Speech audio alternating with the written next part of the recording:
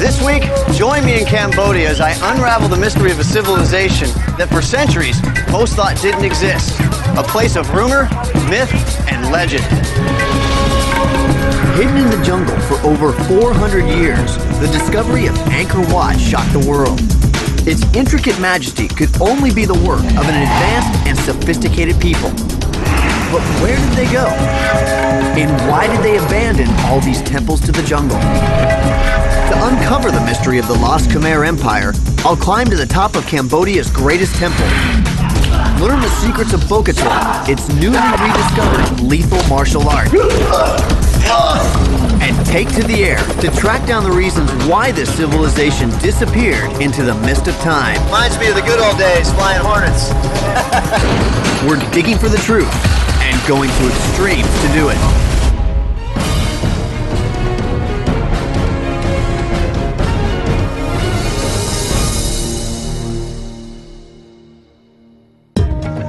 Hi, I'm Hunter Ellis. I've come to Cambodia to explore the mysteries that still surround a great civilization that existed here over 800 years ago, the Khmer Empire. Its capital, called Angkor, is long gone, but the temples built by this powerful civilization are some of the wonders of the world today. That's what I want to see. The Khmer Empire dominated Southeast Asia from 800 to 1432 AD. At its peak, the empire stretched from Vietnam to the Bay of Bengal and north to southwestern China. But despite its wealth and power, the Khmer Empire ultimately failed, its land and temples abandoned. I'm here to find out why. For this assignment, there's only one place to start, and I'm told only one person to start with. His name is Simon Warwick. He's among the world's leading experts in historic stonemasonry. I'm told he's a tough man to track down. He's an Englishman who lives in Italy, who works with the Germans, who spends the bulk of his time here in Cambodia. Now, he told me to meet him at his office. Well, this is his office. Let's go see if we can track him down. Angkor Wat, Cambodia's most famous temple, is actually a huge complex. Just when you think you're approaching the main temple, you find out that you're only passing through an elaborate gate on the outer wall. This place is absolutely amazing. As you approach the front gate, that's all you can see. But then it opens up to all of this, the main temple, which is still 400 yards away. I'm told that Angkor Wat literally translates to city temple, as it used to be surrounded by an urban landscape that has long since disappeared. Simon works for the GACP, a German conservation project. Its mission is to save this Cambodian jewel from the ravages of time, weather, and human contact. I'm hoping that Simon can help me understand how such a masterpiece could be built and then abandoned. Angkor Wat is in fact the world's largest religious monument. That statement alone grabs your attention, but to see it is to believe it. The path leading ever upwards is a demanding journey, with stairways connecting different terraces on different levels. Finally, the center of the temple. It looks like I still have to head up there. Originally, it was a priest who would come up these steps, and they're definitely meant to be steep because they represent the difficulty of getting into the kingdom of heaven. Simon! Hi. Hey, how are you? I'm all right, come on up. It's right through there? Through the door, and I'll meet you at the bottom of the scaffolding, okay? All right. Can you imagine coming this way to work every day? Hey, Simon. Hi, great to see you. I covered some serious ground to make it up here to you. Oh yeah, but it was worth it. Oh, I cannot believe this is your office. Angkor Wat. The greatest religious monument in the world. The magnitude of this place is truly hard to grasp. Angkor Wat tops out at 213 feet, making it as high as Notre Dame Cathedral in Paris. And it holds as much stone as the Great Pyramid of Khufu. And how long did all of this take? Well, that's what's so incredible. It only took 32 years to build. I think if we were to build something like this today, it would take us longer than 30 years. No question. And if you compare that with the buildings in Europe, like cathedrals, some of which are much smaller than this, they took 300-400 years. So 10 times the length of time it took to build all of this. Right, and there's a lot more stone here. You Simon tells me that it took 50,000 workers to build this extraordinary temple. It's surrounded by a 4-mile moat and crowned by 5 huge towers. But size doesn't begin to measure the real power of Angkor Wat. Well, I've been coming here now since 1994, which is a long time. And you know, every time I come in, I see something new, something different. It's so varied, so complicated, so... Virtually every surface in this temple is covered with exquisite carvings. Surprisingly, these stories come from a faith that originated in India, far across the sea. It's incredibly sophisticated, this carving. And they're telling stories from Hindu mythology up here.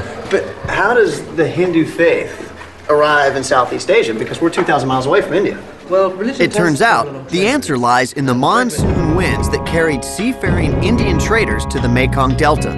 Marooned for months before they could ride the monsoons home again, they traveled upriver, passing their religion, art, and architecture onto the local people. The religious community were trying to communicate with people who couldn't read. So they put these images and the stories on the wall so that the people could understand it. What are some of the stories that are being told? Well, this is very interesting. This is an image that you'll find on religious buildings around the world. It's the Last Judgment. Now, I noticed that some of these guys have their faces carved out or destroyed. This figure's particularly unpopular. He's the administrator who actually gives out the sentence. So he's the sort of prison guard who says, you're going to hell. It's not looking too pleasant down there. It's hell. There's 32 different types of hell as well. So is that a superstitious thing over the years that people have come in and destroyed the faces of the demons? That's the local people just saying, bad, bad, I don't like him, bad, bad. Simon tells me that these bas-relief carvings go on for more than half a mile. They're the longest continuous sculptures in the world. It's an awesome sight, but one that may not last. It starts and stops raining at a moment's notice around here, huh? Simon takes me on a precarious path to his current work site to show me the ongoing struggle to keep this civilization from disappearing again. So I just want to show you here, this is what happens if we get here too late. It's gone. Yeah, and when it's gone, all you've got is a rock. Here, we've lost the surface, we've just got geology. Here, we've got history. The carvings... The ravages of time have weakened these carvings. They're now separating from the foundation. How do you keep this from happening when it exists in an environment where it rains like this all the time? Actually, it rains some of the time, and the other time it's really, really hot and dry. So really the key word here is research. You've got to understand exactly why things are happening, and only then can you understand how to treat them properly. But when you have the biggest religious monument in the entire world, is your work ever going to be done? No chance. So what we've got to do is train the guys here to do it by themselves. I mean, this is their heritage. Their ancestors built it. They should be doing it.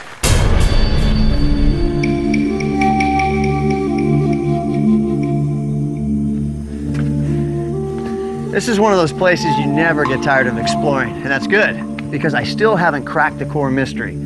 How did a people in the middle of the jungle build one of the greatest stone monuments on Earth? Few places on this planet inspire as much wonder as Cambodia's national treasure, Angkor Wat.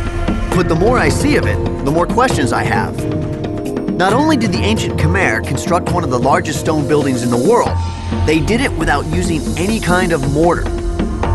How'd they pull that off? I'm hitting the road to find out. Just 20 miles northeast of Angkor Wat, I come to a place so important to the Khmer, they revered it as sacred. The majority of the Angkorian temples were built using a local sandstone, and huge blocks like this are all that remain of an old quarry that lies here at the foot of the Kulen Mountains. The sacred stone from the Kulen Mountains was used not only for the massive temple at Angkor Wat, but for literally hundreds of other Khmer temples across northern Cambodia. Imagine the manpower needed to cut blocks from these cliffs, drag them into place, and then build the astonishing temples we see today. How did they do it? It's essentially the same question that has puzzled Egyptologists for centuries. But in the case of the Khmer, we may have found a key that unlocks an important piece of this mystery. Angkor Archaeological Park includes about 70 ruins in an area that's roughly 80 square miles. Simon Warwick tells me that in one of these temples, there's an obscure but significant carving. Okay, this is the place that gives us a clue as to how the temple was built. Now you see these guys up here? Yeah. They've got a horizontal beam with a lever hanging off it and then a block. And these guys are pushing the block backwards and forwards, rubbing it on the one below. It's fascinating that there's a clue right here. Would it be possible to build something similar to this to try out the method? Why not? Let's have a go. To test out how the Khmer made their stones fit together so perfectly, we're going to try and build a machine similar to the one we saw on the temple wall. Hey, Simon. Everything just as ordered. Everything We're working from a sketch based on the bas-relief we saw earlier. Got all the beams. Our laboratory is a local masonry workshop where modern artisans make recreations of the temple carvings. The Cambodians who work here have never done anything like this, but they're curious and willing to help. It's basically a crossbeam with a lever. That's right. This will hopefully allow us to lift more weight a lot more easily. Well, what it'll do is it'll take the weight off the top block so that it's easier to move it backwards and forwards. Okay. We get right to the business of building the supports for the crossbeam. But the 95-degree tropical heat makes everything a challenge. What's he saying? He said, foreigner a bit slow, do you need some help? How do you say foreigner a bit hot? Barang Kadauna. Barang Kadauna, yeah. Allow the master. My new Cambodian friends generously lend me a hand. With the supports up, we hoist the crossbeam. Our project is starting to take shape. Yeah! We need to tie the framework nice and tight. It's going to support a lot of weight. All right. So there's 200 pounds at least, huh? How do we move the stone? My head. Now we're ready to muscle the first rock into position. Once the bottom rock is in place, we attach the lever. All right. Very well hung, as they say. Yes, this is very well hung. To make it easier to move the top block into position, we drill holes and insert pegs into the rock. Simon says this is exactly how the Angkorians did it. The side ones are for lifting and the top ones will help us rub it backwards and forwards. Okay. Okay, but the important thing is that this enables us to lift it without having a rope underneath it. So by not having any ropes underneath, that's what would allow them to get the nice, smooth contact. In every civilization in the world, they've always found a system for lifting a block without having a rope underneath it. Because when you put a 10-ton block down on a building, you don't want to have to pull out the rope afterwards.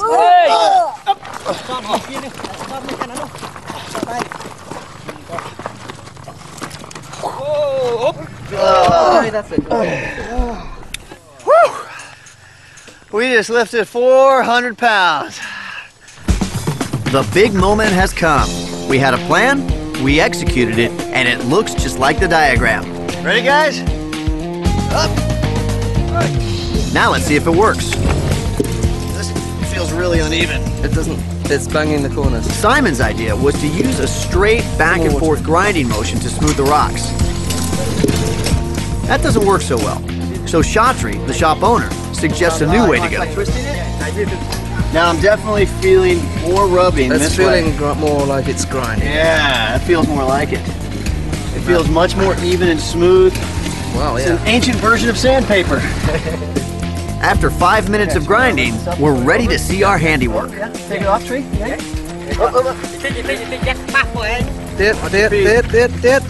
Down. Okay. We got a sandy mess there. What do you think's underneath? I think it's smooth. You do? Yeah, this feels nice and smooth right here. Only 2 million more to go and we could have our own temple. You really have to admire ingenuity like that and appreciate just how hard they had to work. When we return to the temples, I find myself noticing details I never saw the first time. You know, I'm starting to see these holes everywhere, and now I realize just how important they were to put this whole place together. Yeah, I mean, that's what's great about this. As you look around, you see more and more and more. So much to see. Simon takes me to see the two most exquisite carvings at Angkor Wat. After our successful experiment, he says I can now appreciate why the Angkorians labored so hard to fit their blocks perfectly. Well, this place wasn't so much planned, carved, and assembled the way places are in Europe. This was planned, assembled, and then carved afterwards. So essentially, we're walking inside of one giant sculpture. Right, now have a look at this. This will give you an idea of what I'm talking about. Ah, this is beautiful. This, for me, is one of the most perfect pieces of carving in the temple. It's absolutely beautiful. And you can actually see the fine seams where they've assembled it right here. These are the joints. You see, she's not made of one single block. She's made of 4 different blocks. How difficult is it to carve multiple blocks stacked on top of each other? If these were just stacked together with a mortar joint, the way we do in Europe, you wouldn't be able to carve over it because it would snap. The fact that they've made a perfect razor contact joint means that these 2 blocks act like one single block. And the pressure between these 2 blocks means that you can run your chisel over and you don't snap off the edge. And I imagine you probably only get one shot because it's already built. I can't imagine how scary it must have been to carve this. If you snap off that nose while you're carving, where do you go from there? And you probably got one less stone carver, because I reckon the king would. What's more, Simon tells me that every little detail in the temple contributes to an overarching cosmic plan. The Khmer regarded their rulers as gods on earth, and this temple was built to represent the Hindu universe in miniature. Its towers symbolized Mount Meru, the celestial home of the gods, and its huge moat, the vast cosmic oceans. But here on Earth, their universe ultimately came crashing down. What went wrong? Angkor Wat. It may be the most beautiful religious monument ever built, and the most mystifying. Completed in 1145, the crown jewel of the Khmer Empire was inexplicably deserted 2 centuries later. The remote location and the relentless Cambodian jungle hid all the region's temples for over 400 years. They were the stuff of legend until 1860, when a French naturalist named Henri Mouot came upon them by accident. When his report hit Paris, these temples became all the rage across Europe, with people talking wildly about a new lost world. I imagine this is what it must have been like when Henri Mouot stumbled upon Angkor Wat. The jungle had reclaimed the stone temple. As you can see, the tree just digs its roots into any openings it can find and grasps onto the stone, creating a silent but deadly slow-motion wrestling match. And given time, tree always wins and destroys its host. It's brutal, yet beautiful. Mouot and other early European explorers didn't believe that ancestors of the natives they met could have constructed these fantastic temples. They credited an unknown race of master builders, but they couldn't have been more wrong. To get a better sense of all the Khmer's accomplishments, I'm meeting up with Damien Evans, the deputy director of something called The Gap. Damien! Hunter, how's it going? Hey, good, how you doing? Good, mate. Come on up the stairs, this way. GAP stands for the Greater Angkor Project, where archaeologists use sophisticated aerial imaging techniques to peer deeply into Cambodia's past. So this here's the very first radar image of Angkor, taken by NASA from a space shuttle in 1994. So I'm guessing that right here is the temple complex, right? That's right. Actually, that little square in the middle there is Angkor Wat. So you can see it shows us for the first time that Angkor was absolutely huge. Next, Damien shows me a new image created by AIRSAR, which stands for Airborne Synthetic Aperture Radar. Its longer wavelengths penetrate the forest canopy to expose much more than meets the eye. It shows us that Angkor was more than just a collection of temples. It shows us that it was a vast inhabited landscape which sprawled over more than 1,000 square kilometers of this area. What is this reservoir right here? That one there is the West Barai. It's a reservoir that's 8 kilometers long, 2 kilometers wide, designed to trap water coming down from the north during the dry season and distribute it throughout the south. This can be quite hard to This map interpret reveals a when the radar remarkable imagery new is discovery, complex. It's difficult to an know what's going extensive on. system That's of why we waterworks use it to hidden create for a much more centuries detailed in the map here. Cambodian landscape. So in this map you can see much more clearly the detail and the sophistication of the water management system. You see dozens and dozens of canals. In fact, you can trace the flow of the water through this network from this area here through this very complex system in the middle and then dispersed throughout Angkor to the south. This is great because down on the ground you'd have no idea that any of this exists. Yeah, look, even archaeologists have trouble making sense of this landscape from the ground. What you really need to do is get up in the air and have a look at things from an aerial perspective. Sounds like a great time for a little airborne reconnaissance. Damien and his colleagues have recently released a major new study. Turns out, Angkor Wat was just a small part of the largest settlement in the pre-industrial world. And arguably, the Khmer's greatest achievement was not their temples, but what they could do with water. So what we can see down here is the West Barai. This is the largest reservoir in the Khmer Empire. It holds about 50 million cubic meters of water. Absolutely massive. How was this created? Did they dam up a certain part of it, or was this all hand dug? A little bit of both, actually. The downslope side was probably a dam originally, and then they formalized it into making it a huge rectangular reservoir by mounding up earth all along the sides of it. So this was pure hard labor right here. Absolutely. Just like any task on the landscape here, it's completely flat, so anytime you see something like this, it means that they've just poured thousands and thousands of people into remodeling the landscape in that area. I mean, when you think about 16 square kilometers of a reservoir in the 12th century, that's a huge engineering feat. The engineering here is unparalleled. You don't see it really anywhere else in the pre-industrial world on this kind of scale. Turning north, we fly over ancient rice paddies whose boundaries were set 1,000 years ago. What we can see crisscrossing the landscape here is an incredible system of water management that really doesn't exist anywhere else in the ancient world on this kind of scale. Is that what this is right here in front of me? Right. This is actually the main feeder line of water from the headwaters where the rain falls in the Kulen Mountains to the north and transporting it right down into the central temple district. You know, archaeologists have always known about these huge temples. For at least 100, 150 years they've been well studied.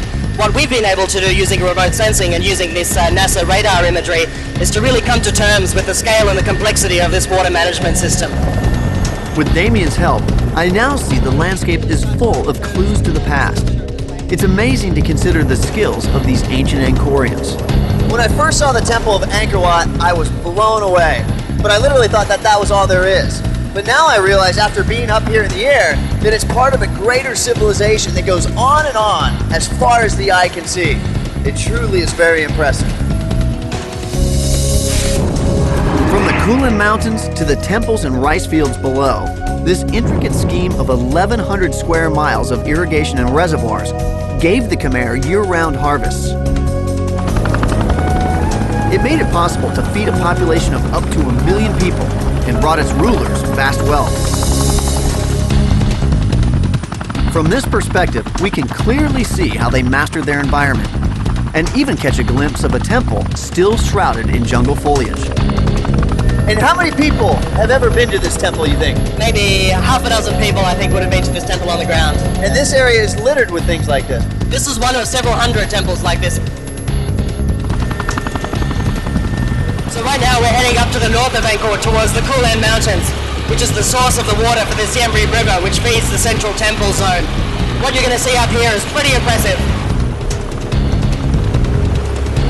Our pilot goes in for a close-up before landing us on top of the mountain.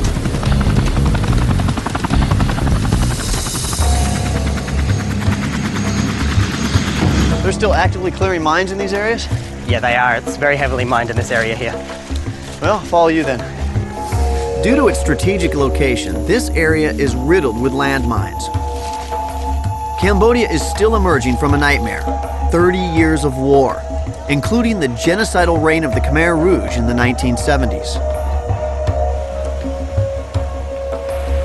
But a fragile peace is now renewing the hope of the people here and allowing them to once again enjoy their birthright. Damien takes me to a sacred part of the river.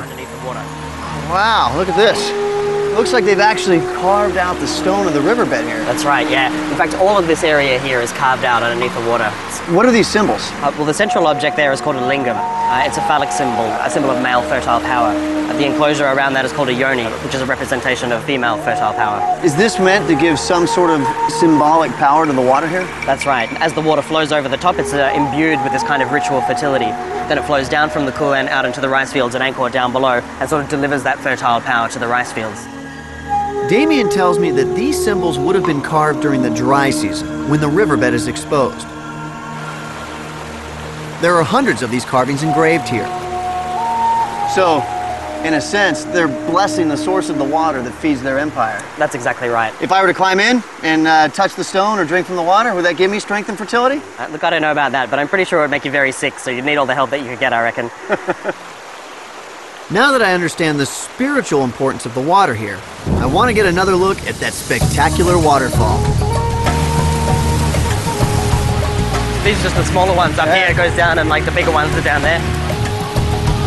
These are the headwaters of the Siem Reap River. It's called the Ganges of Cambodia, and now I know why.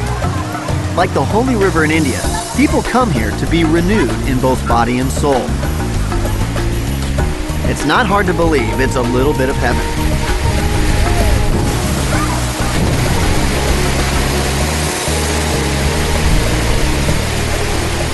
Woo! It is so forceful underneath that waterfall, but you can't appreciate it until you're actually standing right under it.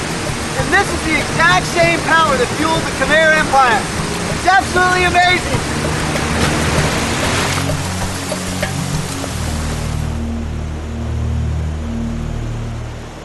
Damien and I leave the mountain as we arrive by helicopter. Driving back into town, he explains how water and rice were the keys to the Khmer success. Would they have used the canals for agriculture? Traditionally, people have denied that that's the case, but increasingly what our mapping work and what our excavations are showing is that these canals were very tightly integrated into the rice agriculture system here at Angkor. Well, you would have needed a big army to build an empire that was that huge, and rice would be a cheap way to feed them. That's absolutely right. You know, if you manage water very effectively, you can also create huge surpluses and convert that directly into empire building. For centuries, the Khmer managed their water effectively, allowing them to feed their vast population and consolidate their power. They built a strong and wealthy empire, but their bas-reliefs reveal another clue to their success. It's Cambodia's secret weapon, the lost and lethal martial art, Bokator. That works! I've come to northwest Cambodia in an attempt to solve one of the world's great riddles. How could a civilization that built this virtually disappear overnight? Their masterpiece lost to the jungle for over 400 years. Angkor Wat's rediscovery in the 19th century gave evidence once again that history is usually defined by those with the power. The ancient Khmer inscriptions found on many of these temples proclaim the greatness of the kings who built them, but they tell us very little about the daily lives of the Khmer people. But it was, after all, the ancient Khmer people who built the rice fields, canals, reservoirs, and temples that distinguish this civilization. And it's their features that are reflected in the faces of Cambodians today. To learn more about the Khmer, past and present, I've come to the old market in downtown Siem Reap. We have the fish, vegetables, and meat, all different kinds of fruit. Kin Po Tai is a cultural expert who grew up in this town. These are on the bas-relief of the temple. So this one is right here? Yeah, it's been preserved for 1,000 years. It's simple, it's just salted and dry out in the sun. Tai tells me that many things we see around us have changed surprisingly little in the last millennium. And the proof is carved in stone, just a few miles down the road. So this is the second largest temple in Angkor after the Angkor Wat, and it's the Bayon. It's one of the most famous temples as well in Angkor. Tai tells me that the Bayon is actually a Buddhist shrine. It was built in the 12th century by a Khmer king who converted to this new faith when it swept through Southeast Asia. The Bayon is famous for the more than 200 giant faces atop its 54 stone towers, and for its unique wall carvings. These look a lot different than the ones over at Angkor Wat. Yes, because here's more about the everyday life of the people and the histories of war and way of life. It's like a window to its past. What do some of these things show us here? All here you see the market. This is just a lady selling fish. So we were at the old market today, but this is the really old market, That's correct. This is the old market. Is this some sort of gambling scene right here? Yes, it is cockfighting between the Chinese or the Khmer here. So it's Khmer versus Chinese cockfight, and everyone's placing their bets. That's correct. My money's on the Khmer. And the Khmer. These stunning reliefs immortalize a civilization. The lady's giving birth here. From the wild boar fights to the construction of their temples. With the thousands of relief we have here at the Bayon, it seems like we have a very good idea of what life was like back in the 12th century. But are there any written accounts from outside the Khmer Empire that would corroborate all of this? Yes, there was only one written account, but not by the Khmer peoples who live here. It was written by Cho Takwan, a great diplomat who arrived here in 1296, 1297, and he spent years living in the city here. So he experienced life here and wrote about it, and it matches what we see on the walls. That's correct. Cho Tao Kwan's journal of Khmer life at the end of the 13th century has been invaluable to historians. But many suspect that he was more than a diplomat, that he was in fact a spy. As an agent of his own powerful empire, Zhou casts a wary eye on his host's military capabilities, for good reason. Temple carvings at the Bayon clearly show that the Khmer were a ferociously warlike people. And now, with the help of animators at Monash University in Australia, we have the first historically based 3D simulation of the Khmer in combat. Here against their arch-enemies, the Cham, who came out of what is now Vietnam. Behind every great empire is a great army. But this scene indicates that their success may have had less to do with superior tactics and weaponry than it did with the ferocity with which they fought. A Khmer character trait still very much on display.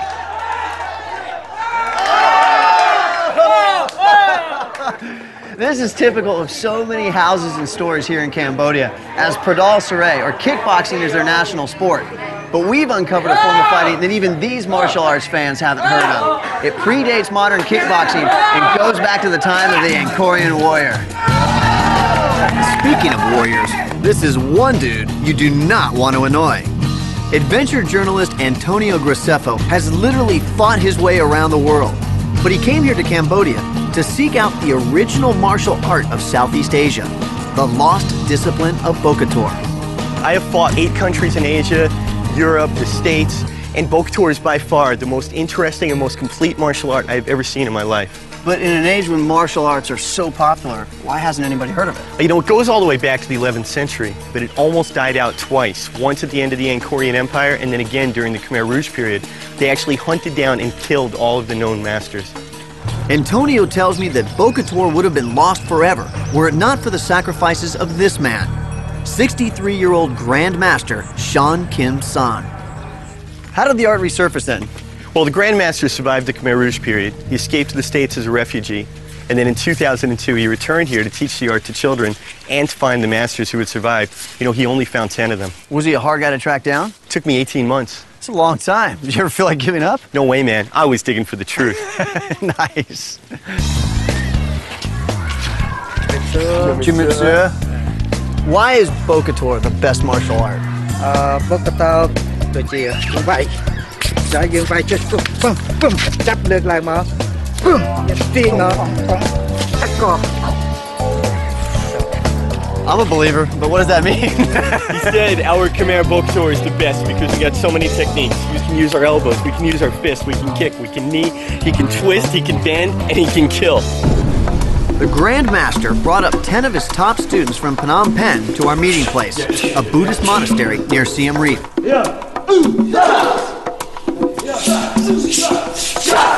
It actually looks like it's an in-close fighting technique that you need to be very close to your opponent in order to strike. That's right, that's right. Bokator is unique in that they can fight very close, the elbows, knees, and then also grappling when they come in close. Looks, when executed properly, to be pretty vicious. It is, it is.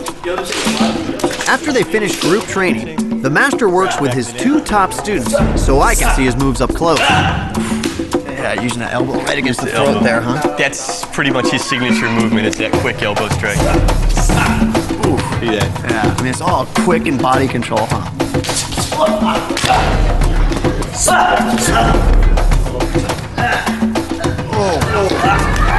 Oh, did he just rip his trachea He ripped out? out his trachea. Simple head twist. I could feel that one from here. Oh, just spinning that head around. That's the Linda Blair. The exorcist move, huh? Can't do this at home. Yeah.យើងសូមលោកជើញមើលបាទ He said he wants to show you the Khmer short stick fighting.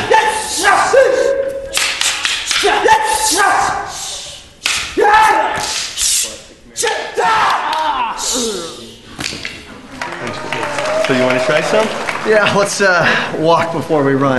We'll put the sticks on hold and let's start with some elbow moves. Maybe we'll start by crawling. Okay. Take it easy on me. Oh, I'll take it easy. I like you. Here comes the black belt. Okay, punch. Okay, so I can block here. Okay. and I can come in with my elbow here. Okay. Yeah. And I would let go. You would let go. And they come down and... As you observed before, there's a lot of techniques we're going to control. Yeah. We're going to bring them into a knee or into an elbow or whatever. Because when you do that, I mean, just the way the weight, the way you have control. I mean, there's not much I can do to fight it. And it's painful. If I were to come in here like this and try and grab you that way, how would you defend against What would it? I do? Yeah, I'd probably headbutt you. Okay. There you go. So a lot of this is predicated on your attacker coming in and kind of throwing blows. But what if I were to kind of just be charging at you like a bull? It'd be like fighting my sister. Oh, really? Okay, so. I hope you like your sister. In their demonstration of Bokator, these modern-day Khmer warriors give me plenty of evidence why their ancestors were so successful in building and defending their empire. But even these skills didn't save them from their fate. Despite all their power, wealth, and knowledge, the Khmer Empire ultimately failed. The city and its temples were abandoned, and the jungle swallowed all that was left. But what were the forces that led to the downfall of the Angkorians? And is it a cautionary tale for us? In my quest to understand the legendary Khmer Empire, I've plumbed the mysteries of her overgrown temples and deciphered how they were constructed by building a stone grinding machine based on a long, unnoticed clue. From the air, I cracked the watery matrix that was their secret to extraordinary wealth, and I experienced firsthand the power of both her sacred river and her lost martial art. The Khmer created a dazzling kingdom that dominated Southeast Asia. And yet, in the 15th century, their civilization collapsed. Their city and temples were abandoned to the grip of the jungle. Like in any great murder mystery, the list of suspects here is long. By the 1400s, it includes marauding invaders, a rebellious and disgruntled labor force, shifting state religion based on which king was in power, and internal struggles between the king and powerful Khmer families. To find out the #1 reason why the Khmer Empire met its end, I've arranged to meet up again with Damien Evans, the Deputy Director of the Greater Angkor Project. All right, so I have a few questions for you. Sure, fire away. Well, I'm completely impressed with how sophisticated the Khmer Empire was. But what happened? How did they disappear? Well, the thing that you have to remember is that in the collapse of civilizations, there's rarely just one factor that you can point the finger at. Usually there's a range of different things going on. In the case of Angkor, what our work is showing is that the water management system was a critical factor in the decline. Really? So the same thing that made them so great also led to their demise? That's right. The water management system started off very simple, and then over the centuries became more and more complex and difficult to maintain, and this in turn caused problems for the fundamental basis of their economy, which was rice agriculture. According to Damien, one thing led to another. Overplanting of rice fields led to deforestation, which led to soil erosion, which caused huge amounts of debris and sediment to rush downstream, blocking up the canals and reservoirs. Raging and flooding broke down the entire man-made watershed. The result? Famine in a city of as many as 1 million people.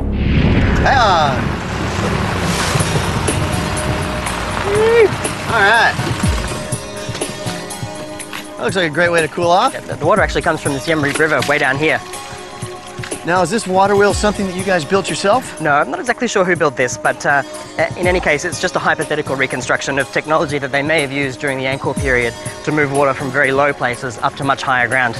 It's important to remember that this is not a natural river. This is an artificial canal which was built by the Khmer people. So this is one of those canals we saw from the helicopter. Exactly, yeah. This is the big one that we saw from the helicopter yesterday.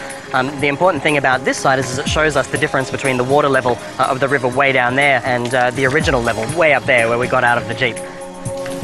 As the water receded, ancient technology like this could not have kept pace with the needs of the Khmer. As you can see, not a huge amount of water actually comes out of this. These little tubes and the water that they contain obviously wouldn't have been enough to fill rice fields or the moats of temples like Angkor Wat on a regular basis. So what we're seeing is a drastic change in the canal structure over time. Exactly, yeah. I mean, this is just a very clear example of a river down cutting And if you have the water down there and the rice fields and the moats that you need to feed the water into are way up there, then obviously you're going to end up in deep trouble. This is just one example of it here, but probably the clearest example of it is just up the river a little bit. We should go take a look. Okay. To see hard evidence of what brought down the Khmer, Damien and I jump in a boat.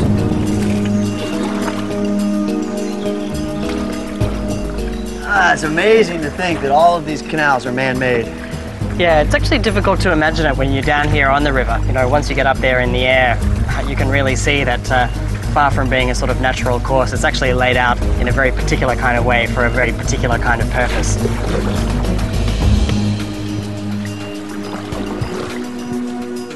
Damien points out that this hill represents the difference between what the water level of the river once was and what it is today. So what do we have here? Believe it or not, this is actually a bridge. These are its arches right here.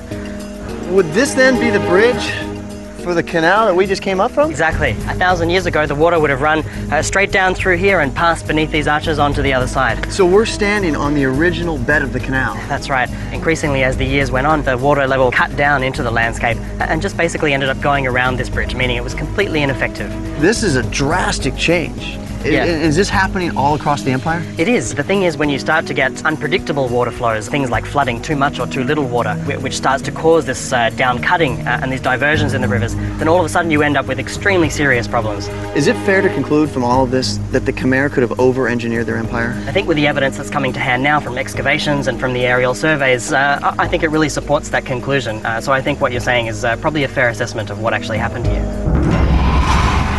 The widespread failure of the Khmer's complex water system also left them vulnerable to attack. Their enemy to the north, the Siamese, successfully sacked Angkor in 1431. A year later, the royal court and Khmer people abandoned this site, moving south to where Cambodia's capital of Phnom Penh is today. For 600 remarkable years, these temples were added to and adorned. With their abandonment in the mid-15th century, however, one of the world's greatest building programs came to an end. But unlike other lost civilizations that have succumbed to the jungle, the Khmer's greatest temple, Angkor Wat, held on, with the help of a very special group of people. The truth is, this place was never fully abandoned. After Buddhism was adopted as a state religion, this site became a place of pilgrimage. Even after the last Khmer king left, the monks stayed and arduously worked to keep the forest from swallowing this great temple. And it's through their 4 centuries of effort that Angkor Wat is still here today. For many, Angkor Wat evokes a romantic tale of a 19th century explorer stumbling upon a lost civilization. But I came here to plumb the deeper mystery, to finally understand the real story behind the rise and fall of an amazing empire. Today, the Cambodians are so proud of their legacy, they're the only country to adorn their national flag with an image of a ruin. Angkor Wat, the ultimate symbol of majesty and mystery.